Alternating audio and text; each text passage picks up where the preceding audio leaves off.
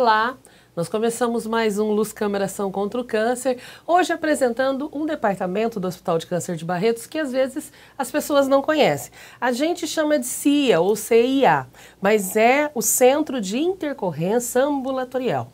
Nós estamos aqui com o Dr. Walker Félix, ele que é coordenador desse departamento. Doutor, seja bem-vindo, tudo bom? Obrigado, tudo bem. É Centro de Intercorrência Ambulatorial do Hospital de Câncer de Barretos. Isso. O que é? Olha, o Centro de Intercorrência Ambulatorial é um departamento no qual visa justamente atender o que o nome já diz, que são as intercorrências que acontecem do tratamento de pacientes que estão em tratamento para o câncer. Venham a ser quimioterapia, radioterapia, outras formas de tratamento ou pesquisa no qual eles estejam participando. Então, de uma forma geral, poderíamos resumir sendo a emergência do hospital. A emergência, Isso. Assim, de uma forma grosseira, digamos, Isso.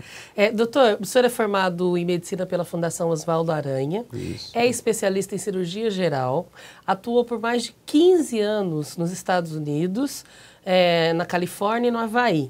E agora está no CIA desde o ano passado. Esse centro já existia? Já existia, porque isso é um departamento inerente a todos os hospitais.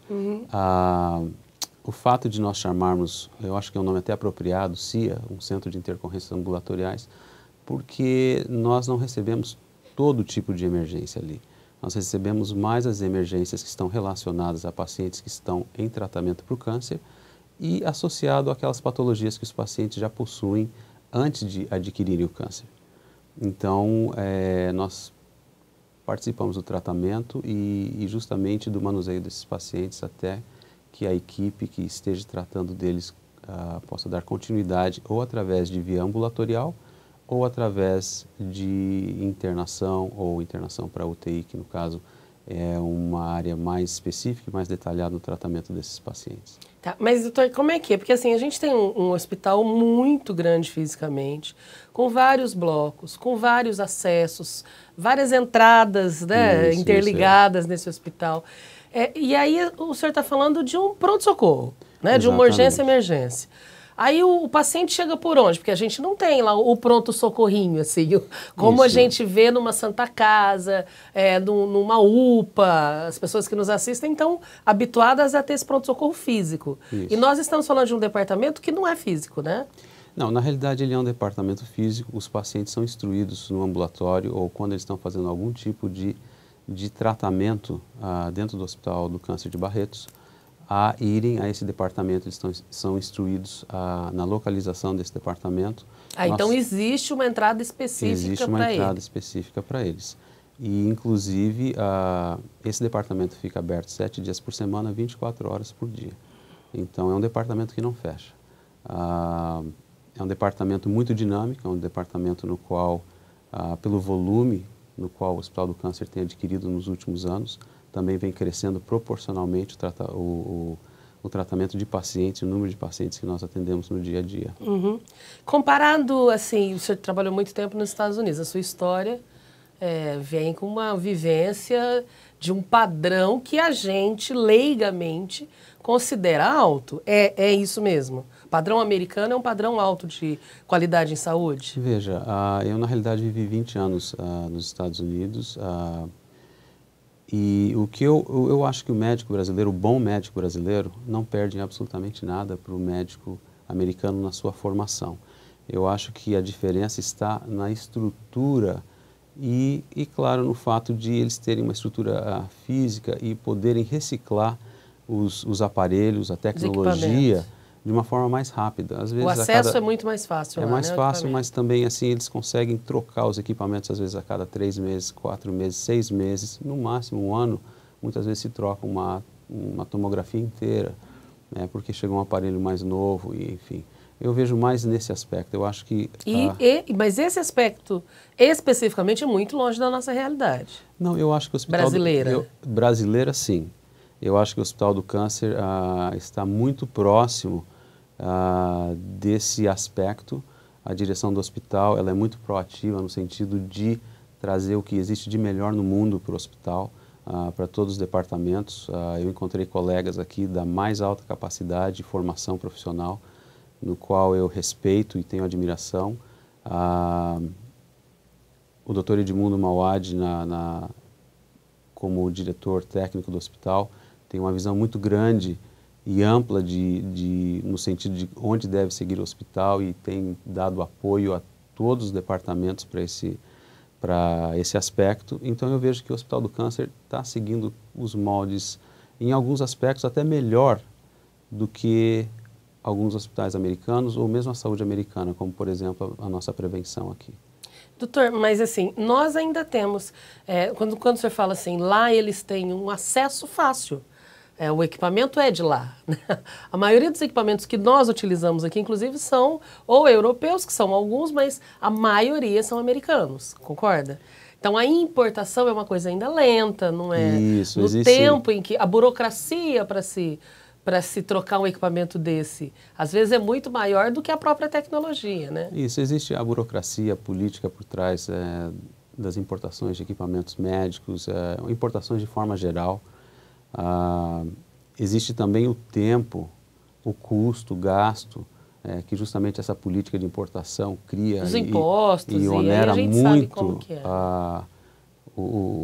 Você fazer essa mudança tão rápida. Mas eu sinto que no Hospital do Câncer aqui de Barretos nós temos isso a cada dia e existe uma política de melhora constante.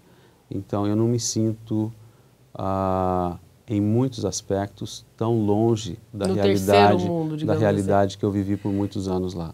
Nos últimos 4 anos antes de estar aqui no Hospital do Câncer, eu trabalhei na área de emergência na Califórnia e as mudanças são drásticas, assim, no sentido de tecnologia, mas aqui nós estamos lutando para que possamos alcançar um padrão semelhante, não somente na parte de estrutura física e de produtos e materiais, mas principalmente na parte humana.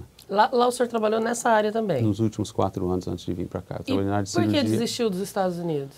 Nós tivemos uma filha, ela tem 2 anos hoje, e eu quis que meus pais já estão com 80 anos de idade, e os meus sogros também já são pessoas assim, mais maduras, e eu gostaria que minha filha pudesse passar pela experiência de conhecer os avós e passar ficar perto deles. A razão foi familiar. E como é que o senhor veio parar em Barretos? A minha esposa é de Colina, cidadezinha próxima aqui de Barretos, e ao visitar Colina, eu me inteirei de um hospital, que no caso era o Hospital do Câncer, no qual eu não conhecia, e vi a proposta de desenvolvimento na área médica. A princípio veio para uma visita mesmo. Eu vim para uma visita sem intenção nenhuma de vir para o Hospital do Câncer ou para Barretos. E aí eu, um determinado dia, vim aqui, o senhor Henrique Prata me recebeu e foi muito atencioso comigo, chamou outros médicos para conversar comigo e daí começou todo um trâmite para desenvolvermos e discutirmos a minha vinda para cá. A gente costuma dizer que quem conhece, independentemente de ser médico, de ser enfermeiro, de ser da área médica ou ser de qualquer outra área, quem conhece o Hospital de Câncer por dentro, não apenas passa ao redor, mas acaba entrando e entendendo a sua estrutura interna, se apaixona e quer trabalhar aqui. É verdade mesmo? É verdade. Eu acho assim, desafios existem em qualquer lugar. Não adianta, desafios existiam nos Estados Unidos, existem aqui, existem em qualquer lugar que você for trabalhar, existem desafios. Principalmente na área da saúde, né? Principalmente na área da saúde. Mas eu vejo que aqui o Hospital do Câncer é uma família, eu vejo que as pessoas que estão realmente comprometidas dão as mãos e existem lutas diárias, existem às vezes desacordos que podemos ter um com o outro em termos de conduta ou para que caminho deve seguir o departamento ou não, mas eu vejo que é uma família feliz, eu vejo que é um hospital no qual há unidade e isso é a grande força do hospital. E principalmente uma coisa que me atraiu muito foi a parte humanística do hospital, no qual se trata o paciente de uma forma extremamente diferenciada, no sentido de ser a forma que todos os lugares o ser humano deveria ser tratado dessa forma. Mas a nossa diferenciação é nesse aspecto porque por comparação com outros hospitais, isso não acontece, infelizmente, no Brasil. E a sua comparação, então, é maior ainda, que é uma comparação internacional. Eu quero falar um pouquinho mais disso, a gente vai para o intervalo, daqui um minutinho a gente volta. Se você está gostando do nosso bate-papo, fique por aí, a gente volta já já.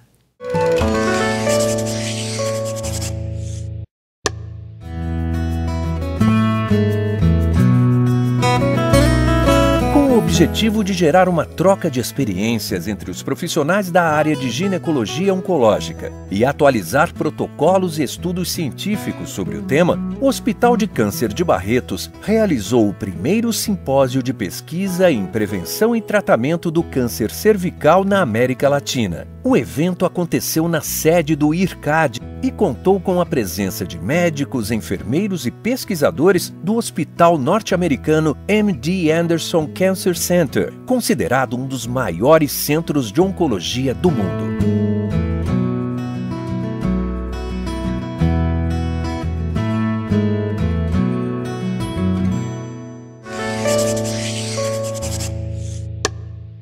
Nós voltamos com o programa Luz Câmara Ação contra o Câncer. Hoje com o Dr. Walker, a gente está falando de um departamento muito específico dentro do Hospital de Câncer de Barretos, que é o CIA, que é quase que a nossa emergência, né, doutor? Exatamente, interna, exatamente. Específica para os pacientes do hospital. E a gente estava falando, o senhor que tem essa experiência e morou muito tempo nos Estados Unidos, quase 20 anos, da diferença não só tecnológica, que obviamente o Brasil, por estar distante dos maiores fabricantes de equipamento, tem toda uma burocracia para importação, mas há uma diferença também no tratamento do paciente. O senhor percebe que o Hospital de Câncer de Barretos tem um lado de humanização que se diferencia dos melhores hospitais que o senhor trabalhou fora do Brasil.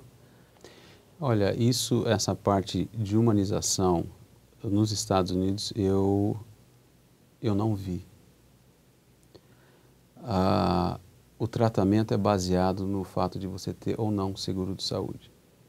E é uma coisa muito técnica, porque como lá existe muito processo, litígio, então os médicos são muito cuidadosos com aquilo que eles falam, com aquilo que eles prescrevem, com como eles conduzem um caso médico. E isso muitas vezes inibe as pessoas para terem um pouco mais de humanismo, porque você tocar um doente lá, ele pode interpretar de outra forma e te processar por um assédio ou alguma coisa assim. A gente tem dois aspectos que são muito diferentes da nossa cultura lá, né? Primeiro que o senhor trabalhou na emergência, a pessoa chega morrendo e fazem eles assinarem uma papelada. Isso. Mesmo ali, antes do atendimento, porque existe o outro aspecto que nós não conhecemos aqui, que é a indústria dos processos de médicos, né? Contra médico, contra hospital, a indústria dos processos nessa área. E ela tira essa humanização, o senhor acha? Ela tira essa... Tira muito, porque tira a espontaneidade. Espontaneidade, a palavra é essa. Tira a espontaneidade de você poder tratar o doente. E é uma indústria mesmo? É uma indústria. Como a gente acredita daqui? Lá, como a gente vê nos filmes, nos seriados? Tem muita coisa boa, mas existe isso é muito forte, porque você pratica sempre com o pé atrás e muito de forma defensiva no que você escreve na papeleta, sempre se protegendo para você não perder a sua licença. Uma vez que você perde a sua licença, aí você não tem como ganhar o pão de cada dia. É uma outra cultura. Exatamente, é uma outra cultura, é uma outra forma de ver a vida. E nós estamos caminhando cada dia para algo mais semelhante, principalmente porque há uma instrução melhor dos pacientes familiares. Hoje a internet globalizou o mundo, somos uma vila global, onde nós nos conectamos instantaneamente com pessoas do mundo inteiro na hora. Então, isso é uma realidade, isso que você falou é uma realidade e essa parte humanística se perde um pouco nesse aspecto. Não que não exista, mas ela é mais difícil de ser encontrada na sua forma mais pura. Agora, no Brasil, a nossa realidade cultural é outra, as relações são muito mais próximas, mas quando a gente fala em saúde pública, saúde gratuita, que não é nada gratuito, porque a gente paga imposto, né, doutor? A gente fala assim, não é de graça. Não. E paga muito né? imposto. A gente paga muito imposto em tudo, na água que a gente toma, a gente paga imposto. Mas quando a gente fala da saúde pública, os problemas da falta de humanização são outros, e a falta de estrutura, né? Exatamente. Está muito ligado à falta de estrutura, ao estresse, à sobrecarga. Ao estresse, à sobrecarga, a você buscar algo que a sociedade existe, um status quo que você precisa ter, baseado na sua profissão. Então você, em vez de se contentar com um trabalho só, você vai tentar adquirir 10 trabalhos, não, mas 3, 4, 5 trabalhos, plantões aqui, ali, viaja para cá, para lá. E isso diminui ou te inibe para você se tornar humanista, porque você está correndo atrás de coisas do seu interesse e você não passa a ter interesse na parte primordial, que é o atendimento ao doente. E que é justamente você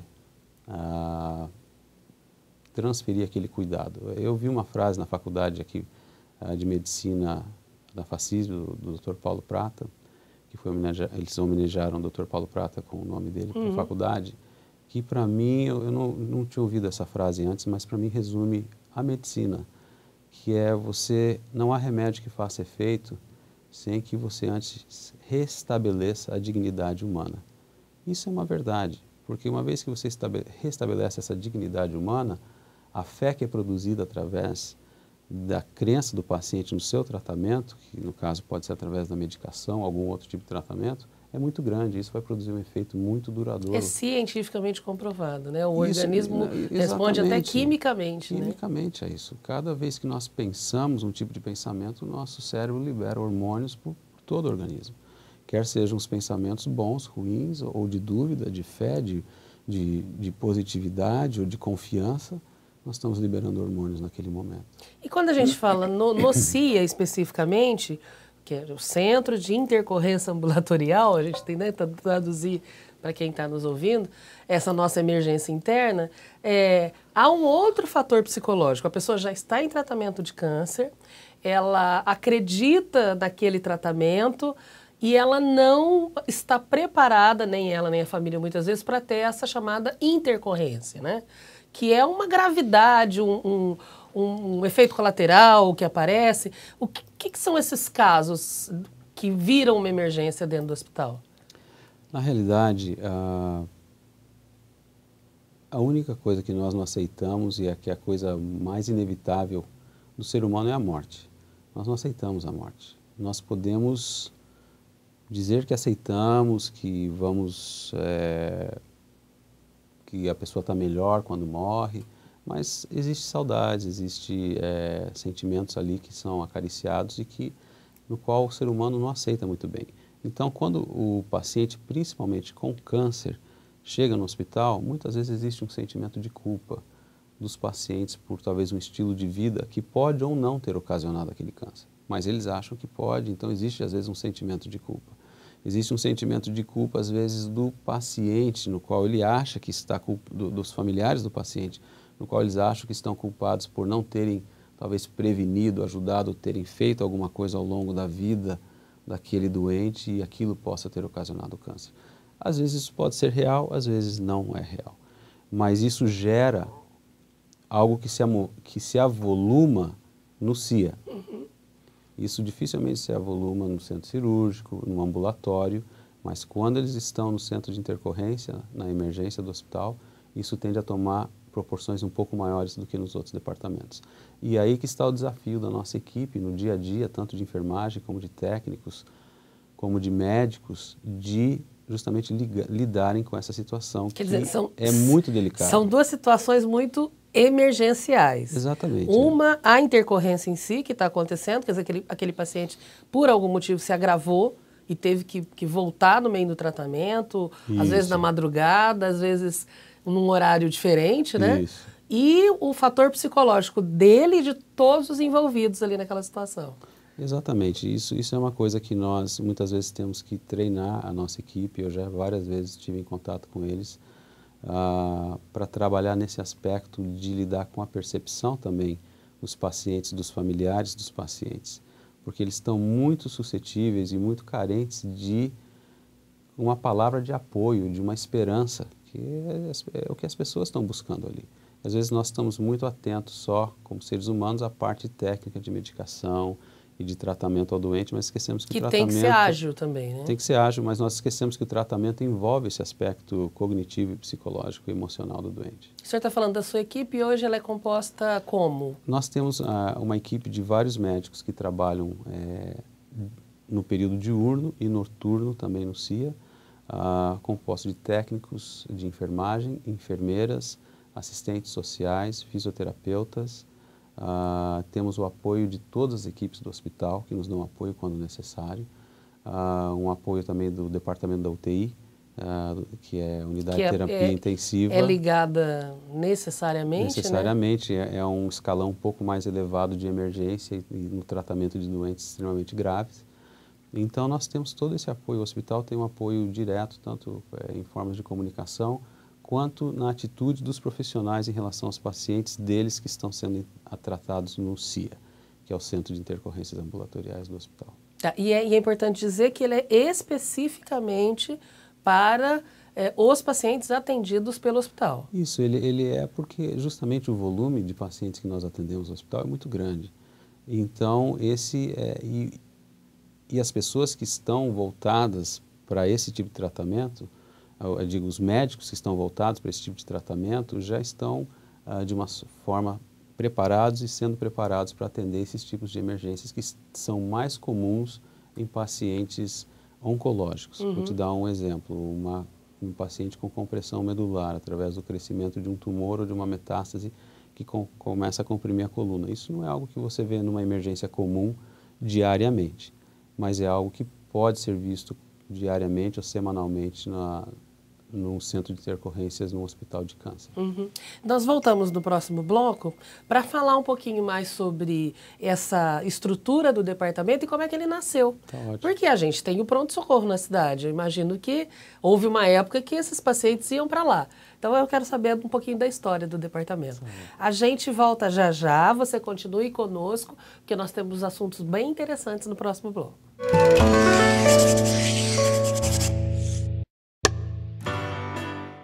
Você sabia que o Hospital de Câncer de Barretos conta com um departamento de fisioterapia com uma área construída de 500 metros quadrados para atender aqueles que precisam de reabilitação? O setor possui mais de 20 profissionais que auxiliam no tratamento oncológico, garantindo a recuperação dos pacientes das diversas especialidades atendidas pelo hospital e ainda oferece a profissionais da área residência em fisioterapia oncológica, preparando-os ainda mais para lidar com os casos de câncer.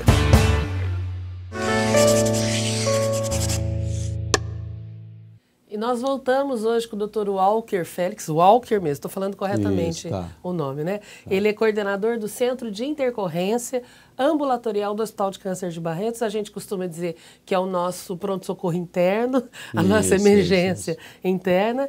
E como é que nasceu, Dr. Walker? Porque eu imagino que houve um tempo que o paciente estava em tratamento, passava mal e ia para o pronto-socorro ou da sua cidade ou... se estivesse aqui em Barretos, ia para o pronto-socorro geral da cidade, né, que é o da Santa Casa hoje. Como é que o hospital viu essa necessidade de criar o seu próprio centro de emergência? Bom, eu vejo assim, de uma forma geral, esse centro de intercorrência nasce através de uma necessidade inerente do hospital de tratar com uma filosofia que o hospital acredita ser própria para os seus pacientes, no caso, um tratamento mais humanizado. Segundo, ter pessoas mais especializadas no tratamento e no reconhecimento de problemas que advêm de processos tumorais em várias áreas do organismo e justamente dar uma qualidade de assistência e mais rápida a correlação de assistência com as equipes que já estavam tratando os doentes. Se esses pacientes são tratados na Santa Casa, até o médico de uma determinada equipe ir até lá, ou mesmo suspeitar que aquela dor nas costas possa estar relacionado com um tumor de mama, ou possa estar relacionado com um tumor no cérebro, ou algo assim, é difícil e não é, e as pessoas precisam ser treinadas para isso. Essa é uma das grandes diferenças também que existe nos Estados Unidos comparado com aqui, é que as pessoas lá são treinadas para as áreas de atuação onde elas vão atuar. Desde do atendente ali, do controlador de acesso. Isso, tudo. Do recepcionista, da primeira pessoa que ele tem contato. Exatamente. E o Hospital do Câncer tenta seguir essa linha, fazendo com que as pessoas estejam cada vez mais preparadas para lidar com os problemas que são inerentes ao que o Hospital do Câncer está tratando. A gente fala em intercorrência, que é a emergência, que é o que acontece, o inesperado, digamos assim. Mas há um número diário, uma média de atendimentos diário, como é que é? A nossa média de atendimento diário gira em torno de 49, 50 pacientes por dia. É bastante, né? É bastante, sim. Nós já chegamos a 80, 85 doentes de uma forma esporádica e às vezes temos 30 e poucos doentes num dia, 40 doentes, mas a nossa média é em torno de 50 doentes por dia, 49, 50. Nós, cidadãos comuns, quando a gente fala pronto-socorro, a gente pensa em fila. Sim. Né? Urgência e emergência, a gente já pensa em fila. A mídia reforça isso na nossa cabeça, fazendo matéria do sistema público, das filas, dos planos de saúde hoje, que também, o atendimento de emergência dos planos de saúde também contam com filas. Agora, quando o senhor fala que o senhor tem um atendimento que às vezes chega a 80, 85 pacientes num dia, a fila é inevitável? Isso é de forma esporádica. Nós temos uma forma de triagem dos pacientes, no qual, mesmo que os pacientes cheguem juntos, 10 juntos? 10 juntos, o mais grave é atendido primeiro. É um protocolo de triagem? É um protocolo que nós temos, no qual o mais grave é atendido primeiro, o que faz sentido. Né? O paciente que tenha mais grave risco de algum problema, ele é atendido antes. Nós temos conseguido optimizar esse tratamento no qual as pessoas, eu posso dizer, esperam minimamente, não esperam muito para serem atendidas, justamente por causa disso. Aquelas que estão menos graves, elas têm, às vezes vêm até só por uma prescrição ou uma dúvida, como já aconteceu, eu tenho dúvida sobre isso, então elas têm como esperar sem se queixarem da espera. Mas nós não temos muito fila no atendimento inicial, que nós conseguimos optimizar e agilizar para que os pacientes sejam vistos de forma mais rápida e eficaz. Mas, às vezes, temos fila no escoamento dos pacientes, do CIA, né, do departamento. A gente percebe muito também que a reclamação da espera, ela não só está ligada ao desconforto, à dor, ninguém vai numa emergência porque quer. Claro. Vou passear na emergência, ela está com um problema. Então, ela não está ligada apenas a esse problema em si, físico, mas também, muitas vezes, ela está ligada à falta de informação. Eu espero porque me puseram aqui para esperar. Completamente. E ninguém me deu uma satisfação, ninguém falou nada para mim, e eu estou esperando, e aí parece que até a dor aumenta, quando a gente não tem essa informação. O CIA tem essa preocupação, Perfeito, né? Tem essa preocupação, e eu conversei já com o Dr. Edmundo, assim, nós temos que trabalhar na comunicação dos funcionários e principalmente para os pacientes e acompanhantes. Isso é humanização? Isso é humanização. Recentemente eu tive o privilégio, o hospital me mandou para o nosso hospital irmão dos Estados Unidos, que é o MD Anderson, no Texas, em Houston, e o grande diferencial deles está nessa comunicação clara, precisa e não obstruída de todas as formas em relação ao paciente e os problemas dele. Então o paciente se sente seguro, se sente confiante no tratamento e no que está acontecendo em relação a ele e os familiares também.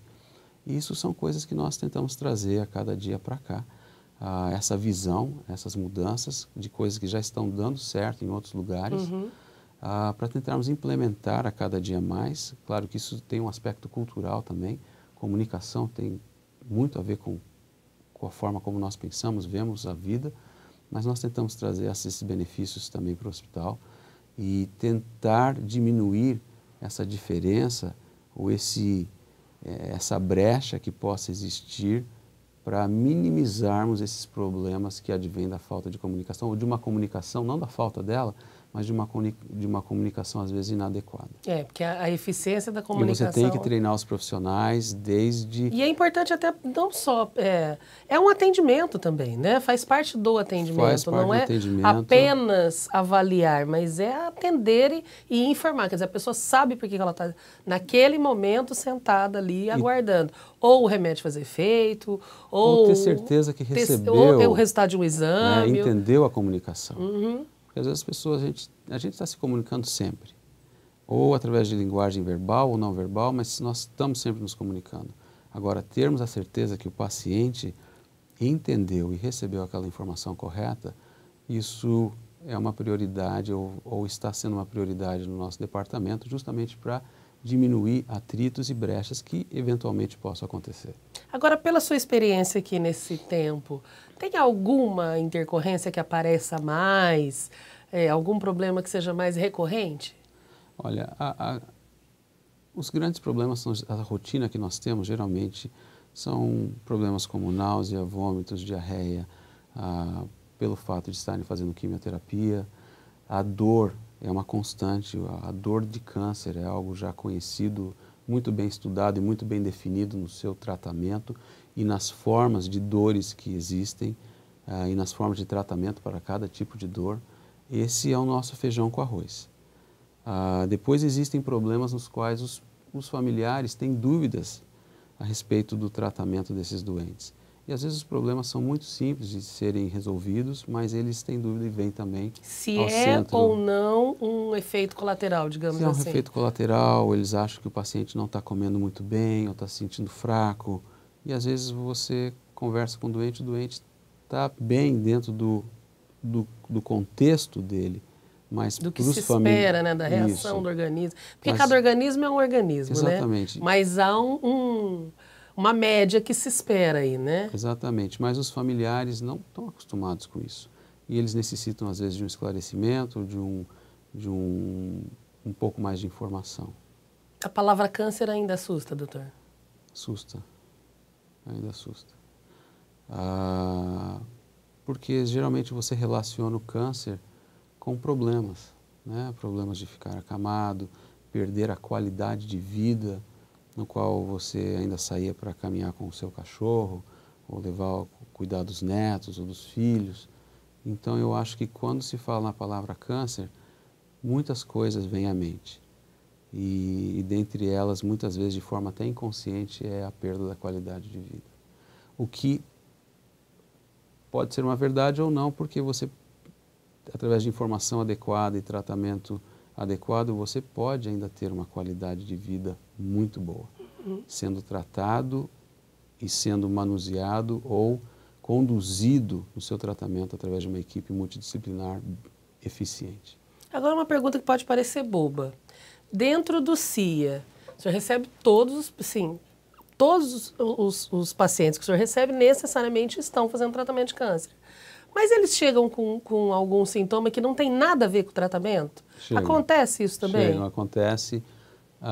Eu diria que talvez 25% a 30%, numa estimativa, não temos isso no papel, mas uma estimativa baseada no dia a dia nosso, eles chegam com esses problemas. É alto até o número, então? É alto, porque eles acreditam que muitas vezes aquele problema tem a ver com a patologia que eles têm, ou com o câncer que eles adquiriram. E aí cabe o esclarecimento, a educação, para dizer que não, isso não é um problema relacionado ao seu câncer. É gripe. É uma gripe, isso. Pode ser uma gripe ou pode ser uma dor no ombro. E às vezes é simplesmente uma torção, é uma contusão muscular,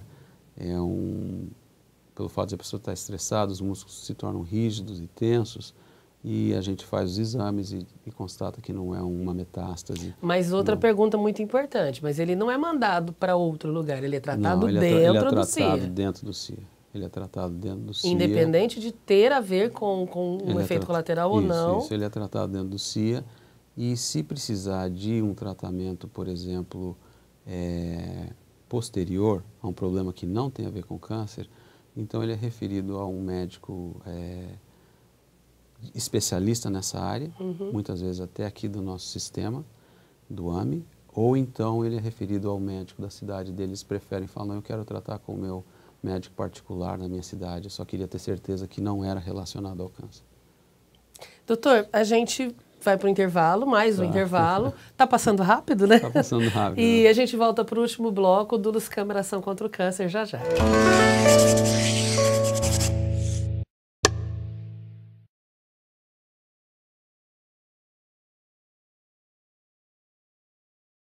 Bom, quimioterapia é todo o tratamento sistêmico, todo o tratamento que a gente dá ao paciente através de medicações.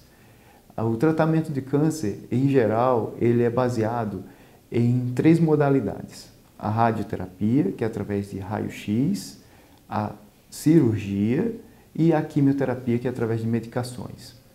Pode ser essas medicações injetáveis na forma de soro, na veia, ou pode ser também através de medicação oral, em comprimidos, ou até outras formas, com injeção intramuscular, injeções subcutâneas, parecidas com a injeção de insulina. Em resumo, quimioterapia seria qualquer tipo de medicação direcionada contra o câncer.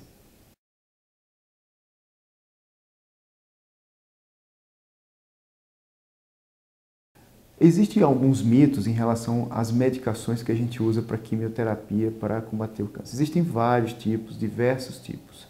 Dá para a gente fazer, para simplificar o entendimento, um paralelo com o antibiótico.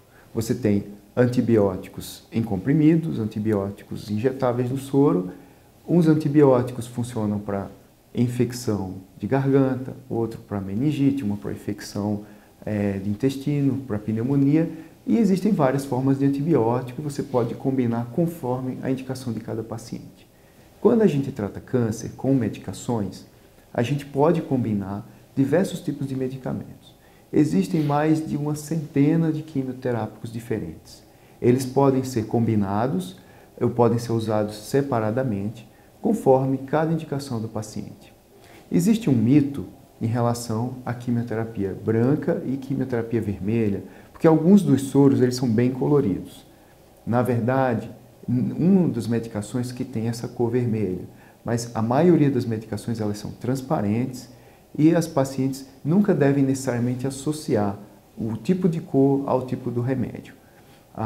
Algumas, mesmo químios que aparentemente são brancas e que as mulheres associam que tratam o câncer de mama com a quimioterapia leve, na verdade podem ser mais fortes e levar a queda de cabelo e outros efeitos colaterais que elas pensam que só é exclusivamente da quimio vermelha.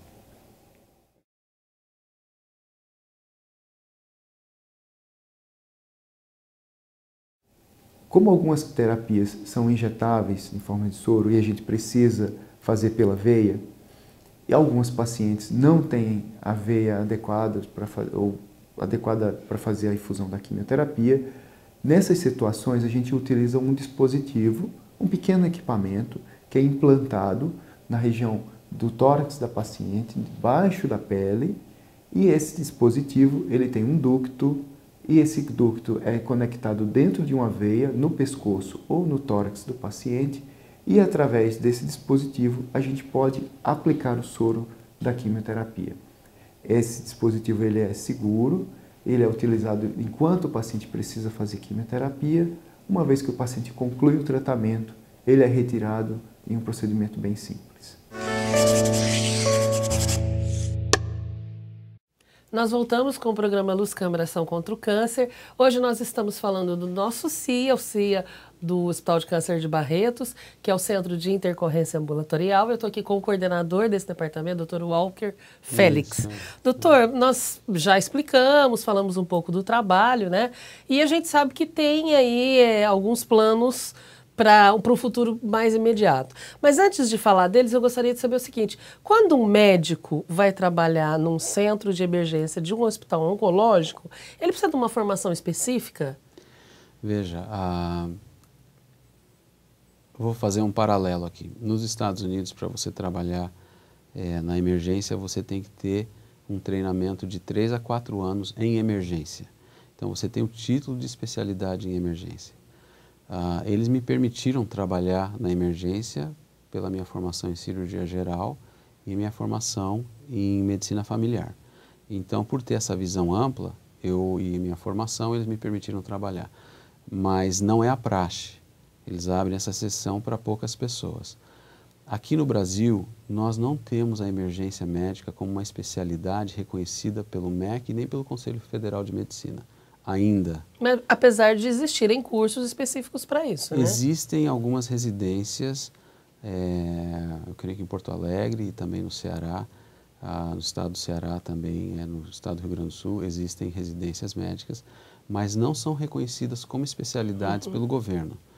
É algo que nós estamos lutando, a Associação Brasileira de Medicina de Emergência está lutando para que isso se torne uma realidade. Mas é extremamente importante a pessoa que trabalha na emergência tenha uma visão de emergência e urgência. São duas coisas diferentes, mas que tem essa visão de emergência e urgência. E qual que é a diferença entre emergência e urgência? A urgência é algo que geralmente você trata, ela é de uma forma aguda, mas geralmente você pode resolver isso de uma forma mais fácil e mais simples. Vou te dar um exemplo.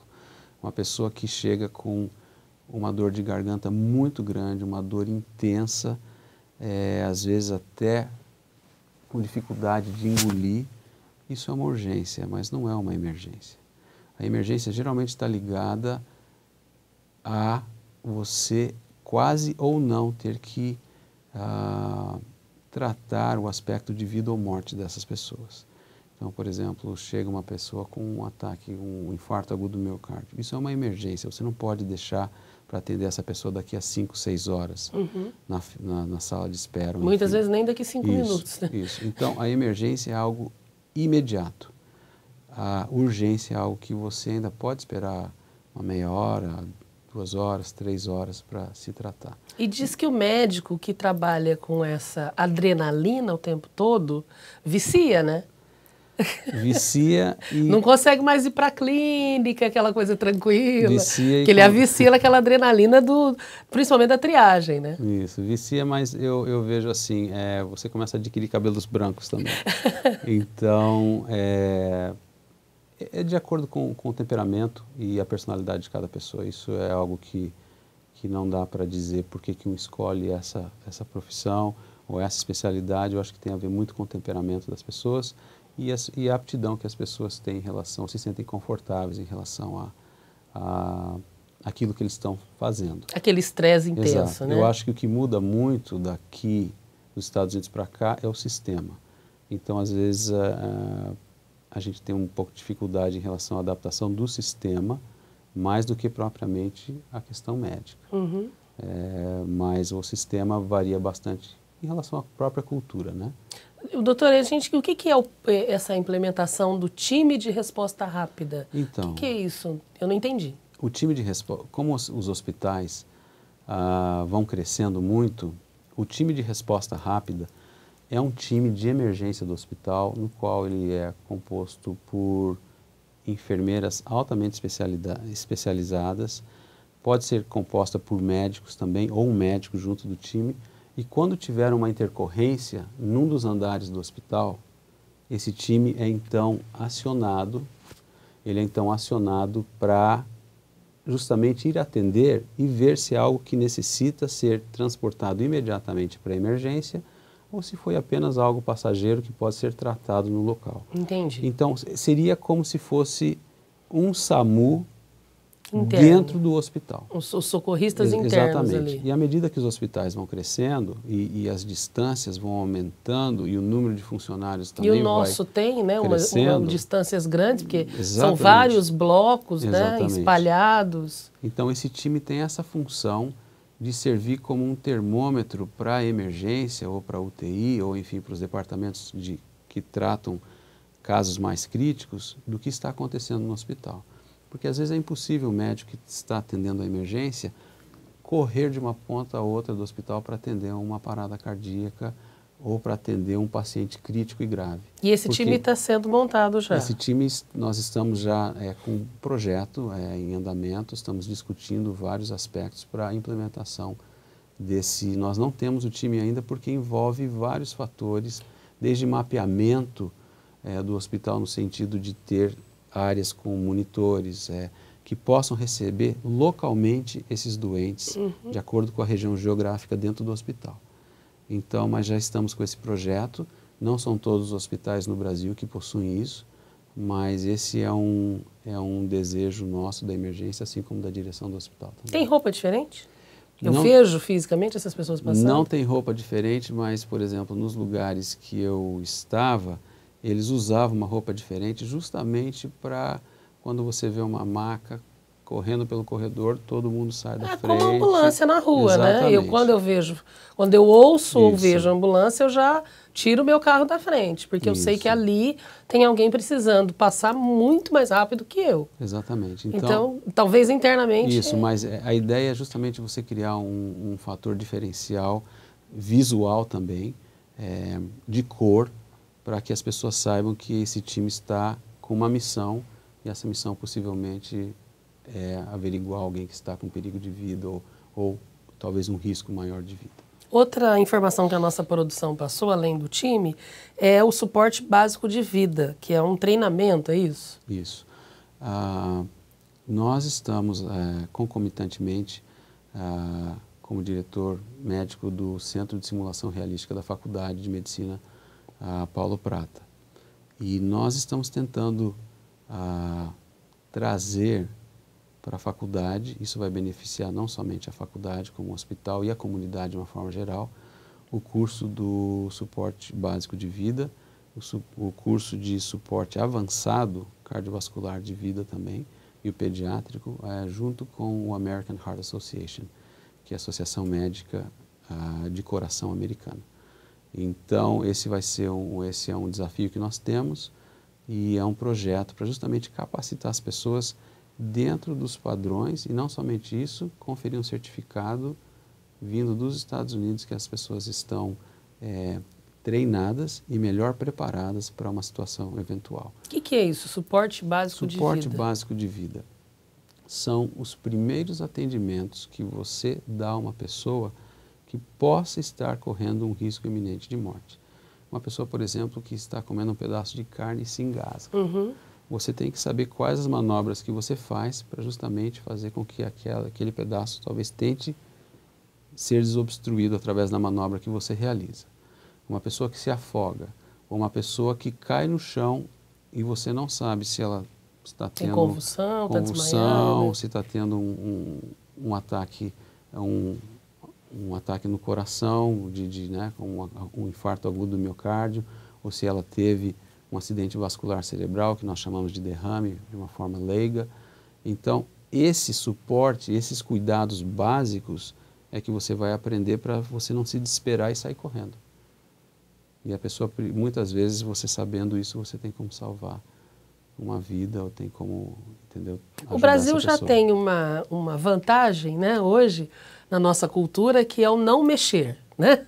Hoje nós já aprendemos que quando a gente vê um acidente, principalmente numa cidade como Barretos, que os acidentes de moto são muito comuns, infelizmente, a gente já sabe que o primeiro passo não é mexer no paciente, lá no acidentado, na vítima, e sim mexer no telefone. Exatamente. E ligar imediatamente para um serviço de urgência, né? Hoje a gente sabe disso, né? Essas pessoas são treinadas no que nós conhecemos como ATLS, que é um suporte avançado de vida relacionado ao trauma, e no qual o BLS está inserido dentro desse curso.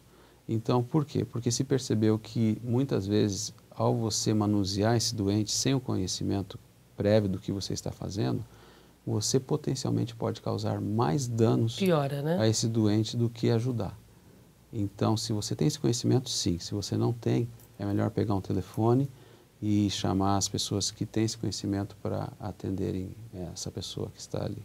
Doutor, infelizmente, nosso tempo chegou ao fim. Muito obrigada. Eu acredito que foi muito interessante, porque muita gente não sabia que esse departamento existia. E o senhor está convidado a voltar aqui para a gente conversar mais. Muito obrigado. Eu queria dizer que foi um prazer estar com vocês nesse dia, e o nosso centro está à disposição de todos vocês.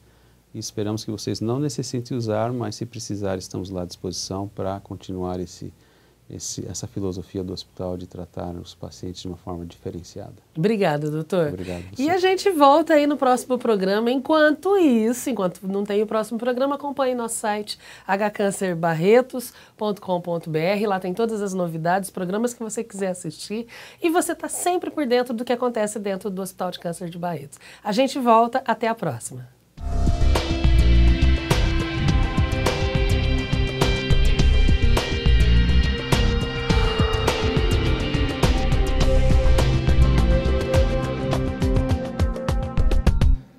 Olá, estamos mais uma vez com vocês com o quadro Trocando Ciência em Miúdos. A gente tem hoje como convidada Lídia Rebolho Arantes. Ela que é pesquisadora aqui do Centro de Pesquisa em Oncologia Molecular do Hospital de Câncer de Barretos. Já tem o seu doutorado, está fazendo o seu pós-doutorado aqui na Fundação Pio XII e vai nos falar um pouquinho sobre a sua pesquisa no doutorado. Olá, Lídia, como vai? Tudo bem? Tudo bem. Primeiramente, gostaria de agradecer a oportunidade de estar aqui. Muito obrigada. Lídia, eu sei que você fez um estudo sobre metilação em pacientes que têm câncer de cabeça e pescoço. O que é essa metilação, Lídia? A metilação do DNA ela é um processo fisiológico normal que é responsável por ligar e desligar alguns genes. Então, esses genes eles podem ter a sua função ativa ou estarem inativos e não desempenharem seu papel. Como, por exemplo, os genes supressores tumorais, que eles são responsáveis por inibir a carcinogênese. Se eles estão desligados, essa função não está ativa. E no caso dos oncogenes, que são os genes responsáveis pelo surgimento do tumor, eles podem estar ativos e aí, nesse caso, causar os tumores. Então, entendi. É um problema que acontece então dentro da célula. Os genes dessas células, então, eles param de funcionar adequadamente por causa dessa metilação. Como é que acontece isso? Você falou que normalmente já acontece, né? Então, a metilação do DNA é quando acontece a adição de um radical metil ao DNA, e esse radical ele pode vir através da alimentação, como é o caso da alimentação rica em folato, e esse metil ele se liga no carbono e aí impede, então, a ligação dos fatores que vão transcrever esse gene, que vão fazer esse gene funcionar. Então é como se a gente tivesse o gene coberto por esses radicais metila, que você chamou. Isso. E aí o fator não consegue se ligar ali porque o metil está impedindo que isso aconteça. Então aí desliga o gene, e se é um gene que protege o indivíduo do câncer, se ele ficar desligado, ele não vai proteger mais. Ele não vai conseguir proteger esse indivíduo. Me conta um pouquinho do seu estudo. Você fez isso estudou exatamente a metilação nos pacientes que tinham câncer de cabeça e pescoço. Conta um pouquinho como é que foi o seu processo de pesquisa. Nós avaliamos 40 pacientes com tumores de cabeça e pescoço e 40 indivíduos sem parentes de primeiro grau afetados, sem a doença. Então, a gente viu um painel de genes que ele se encontrou metilado, um painel com 4 genes, eles estavam metilados nesses pacientes e eles não estavam nos indivíduos controle. Então, nós conseguimos, através desse painel, separar o indivíduo que tem câncer do indivíduo que não tem câncer. Isso, em cabeça e pescoço, é muito importante, porque a quantidade de indivíduos que chega no estágio mais avançado é muito grande. Então, a partir do momento que consegue se detectar esses pacientes nos estadios iniciais, ele vai ter uma chance de cura, um tratamento menos agressivo. Então quer dizer que ao estudar a metilação desses 4 genes, você então é como se eles poderiam servir como um método de diagnóstico do câncer de cabeça e pescoço, é isso? Sim, como um método diagnóstico e também para acompanhamento de uma progressão, possivelmente. Então, além do diagnóstico, se a doença está evoluindo, se ela está piorando, ele poderia... marcadores que podem detectar isso antecipadamente. E você faz isso aonde? Dosa no sangue, na saliva? Como é que você faz isso? A gente pode fazer com saliva, no doente com um tumor, com uma biópsia, com muitos materiais diferentes. Isso é possível. No caso do seu estudo, como é que foi? Foi feito em doentes com o tumor e em indivíduos saudáveis com a saliva. Ah, entendi. Então, num grupo você pesquisou no tumor, é isso? Diretamente no tumor, e no outro na saliva. Na saliva dos pacientes. E é possível detectar, sim, a metilação através de saliva. E esse método diagnóstico já está disponível para a gente poder utilizar ou ainda não? Não, ainda está em fase de estudos, mas a gente pretende implementar alguma coisa assim que possível. E quais são os próximos passos do seu estudo? Bom, tentar validar o que a gente achou numa casuística maior e ver se isso realmente se reproduz. Parabéns pela pesquisa, muito interessante. É isso aí, é o Hospital de Câncer de Barretos fazendo pesquisa para beneficiar os seus pacientes. Espero vocês na próxima semana. Até lá.